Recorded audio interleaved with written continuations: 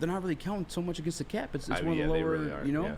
True. I think if the NFLPA is gonna fix it, I think beyond like just the running backs, I think you gotta set like a minimum for a running back or something like that. Yeah, you know, actually I like that. If you're hitting like certain tiers, maybe set a minimum requirements like how much that guy should be paid. Kind of like the NBA year. With like veteran minimums. No, but like incentives on their contracts based on making all NBA teams. Yeah. So like if you make Pro Bowls, there's a solution. If you make are all those pro, not already in place? All pro list. They are. They're incentives, but like mandating them. Like mandate, they have to get paid this much, at least this much, if they're first team all pro. If they hit X amount of yards, I like that. But I think what fixes all of it, the NFLPA, and I don't understand why this is.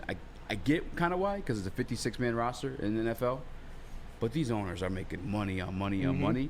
The NFLPA needs to step up and guarantee these contracts for these players. It's the one sport where you're guaranteed to be hurt. Yeah. To what extent? Sometimes career ending, sometimes actually no, not a lot of times career ending, but most of the time, yeah. It affects your quality of life. They need to guarantee these contracts. There's no way. I just don't. How are they losing that battle in a sport where you're going to get hurt, regardless of anything? You are going to fucking get hurt.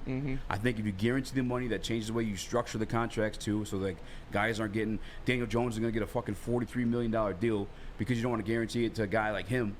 You don't want to guarantee that cash, but if the cash was guaranteed, these contracts would be a lot more reasonable. You're not actually be fucking throwing whatever out there. What if it's like a minimum guaranteed requirement for a contract? Like we've seen this with the NFL, how you can sign a $100 million contract, but you can pay them $7 million. You can make $93 million of it incentives for that shit doesn't happen anymore.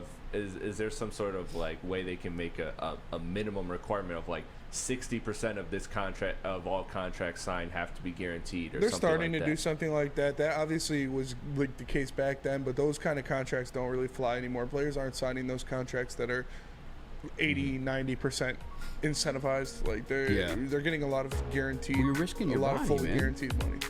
Like if you sign something short term incentivized, like you're really betting on yourself to remain injury free.